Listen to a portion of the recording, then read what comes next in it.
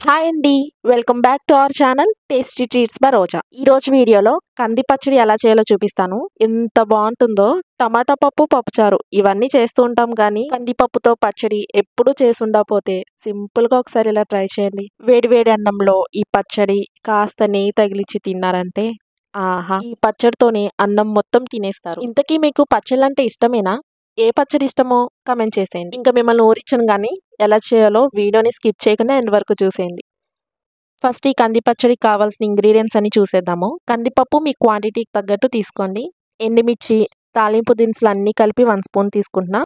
ఇంగువ, టేస్ట్‌కి సరిపోయేంత సాల్ట్, కరివేపాకు, చింతపండు, జీలకర్ర, వెల్లుల్లి రెమ్మలు. ఇవన్నీ ఎంత క్వాంటిటీలో వేసుకోవాలో పచ్చడి చేస్తూ చెప్తాను. అప్పుడే మీకు కూడా క్లియర్‌గా అర్థమవుతుంది. కందిపప్పు మీ ఇంట్లో ఫ్యామిలీ మెంబర్స్‌ని బట్టి తీసుకోండి. నేను ఇప్పుడు ఇందులోకి 1 కప్ వరకు కందిపప్పుని యూజ్ చేస్తున్నాను.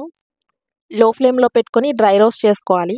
ఆయిల్ ఏమీ యాడ్ చేయవసరం లేదు. మీరు పక్కనే ఉంటే గనక హై టు లో ఫ్లేమ్‌కి అడ్జస్ట్ చేసుకుంటూ ఫ్రై చేసుకోండి. ఇలా పక్కనే ఉండి కలుపుకుంటూ ఫ్రై చేసుకుంటే అన్నీ ఈవెన్‌గా ఫ్రై అవుతాయి. పప్పునేమి క్లీన్ చేయవసరం లేదు. డైరెక్ట్‌గా ఫ్రై చేసుకోవచ్చు.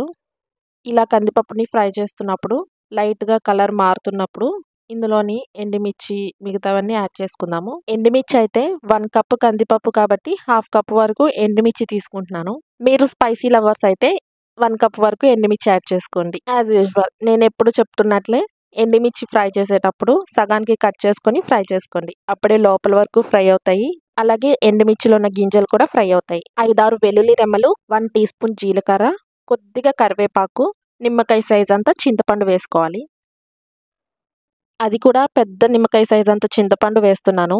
ఈ కంది పచ్చడికి చింతపండులో ఉన్న పులుపు, ఎండుమిర్చిలో ఉన్న ఘాటు సమానంగా ఉంటే చాలా బాగుంటుంది. వంట చేసేటప్పుడు పెద్ద చెఫ్‌లా ఫీల్ అయిపోయి ఇలాంటివి ట్రై చేస్తూ ఉంటాను. ఎండుమిర్చి బాగా ఫ్రై అయినట్టుంది. ఆ ఘాటుకి దగ్గు కూడా వచ్చేసింది.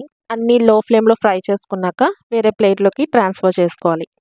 ఎండుమిర్చి మాత్రం క్రిస్పీగా అయ్యేంత వరకు ఫ్రై చేసుకోండి లో ఫ్లేమ్‌లో పెట్టుకొని. అలా అయితేనే మనం మిక్సీ పట్టుకున్నప్పుడు అక్కడక్కడ ఎండుమిర్చి ఉండిపోకుండా మెత్తగా పౌడర్ అయిపోతాయి. ఇవన్నీ కంప్లీట్‌గా చల్లారాక మిక్సర్ జార్‌లో వేసుకొని ఇందులో నేను టేస్ట్‌కి సరిపోయేంత సాల్ట్ వేస్తున్నాను. ఫస్ట్ ఒకసారి ఇలాగ మిక్సీ పట్టుకోవాలి. మరీ మెత్తగా కాదు, అలా అని బరగ్గా కాదు.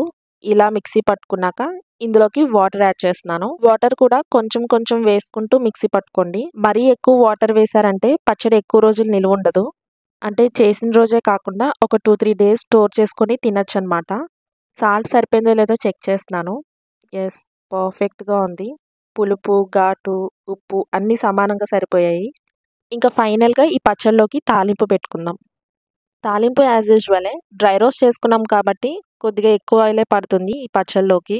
ఓ 3 స్పూన్స్ వరకు ఆయిల్ వేయండి సరిపోతుంది. ఆయిల్ హీట్ అయ్యాక ఆవాలు, సాయమినపప్పు, జీరా అన్నీ కలిపి 1 స్పూన్ వేస్తున్నాను. 2, 3 వెల్లుల్లి రెమ్మలు కూడా దంచుకొని వేసుకోవాలి. అలానే కొద్దిగా కరివేపాకు వేసి తాలింపు దినుసులు చిటపటలాడుతున్నప్పుడు ఇందులోనే 2, 3 ఎండుమిర్చిని చిన్న చిన్నగా కట్ చేసి వేస్తున్నాను.